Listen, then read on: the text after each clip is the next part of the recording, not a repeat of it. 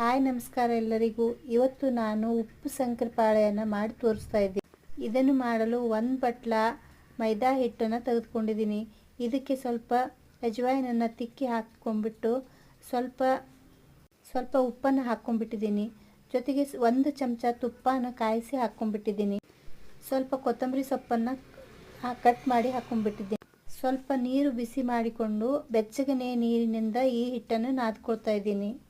ಒಂದು 20 ನಿಮಿಷ ಇದನ್ನು ನೆನೆಯಲ್ಲಿ ಇಟ್ಟುಬಿಟ್ಟು ಇದನ್ನು ಚಪಾತಿ ಗಾತ್ರಕ್ಕೆ ಲಟ್ಟಿಸ್ಕೊಳ್ತಾ ಇದ್ದೀನಿ. ತೆಳ್ಳಗೆ ಲಟ್ಟಿಸಿದಾದ ನಂತರ ಇದನ್ನು ಚಾಕುವಿನಿಂದ ಕಟ್ ಮಾಡಿ ಚೌಕಾಕಾರದಲ್ಲಿ ಕಟ್ ಮಾಡ್ಕೊಳ್ತಾ ಇದ್ದೀನಿ. ಇನ್ನೊಂದು ದಪ್ಪನೆಯ ಚಪಾತಿಯನ್ನು ಲಟ್ಟಿಸಿಕೊಂಡು ಅದನ್ನು ಕಟ್ ಮಾಡಿಕೊಂಡು ಈಗ ಎಣ್ಣೆಯನ್ನು ಕಾಯಿಸಿ ಇದನ್ನು ಎಲ್ಲದಕ್ಕೂ ಫ್ರೈ ಮಾಡ್ಕೊಳ್ತಾ ಇದ್ದೀನಿ. ಇದು ತುಂಬಾ ಕ್ರಿಸ್ಪಿಯಾಗಿ ಟೇಸ್ಟಿಯಾಗಿರುತ್ತೆ. ರೆಸಿಪಿ ಇಷ್ಟ ಆತಂದ್ರೆ ಲೈಕ್ ಮಾಡಿ. ಧನ್ಯವಾದಗಳು.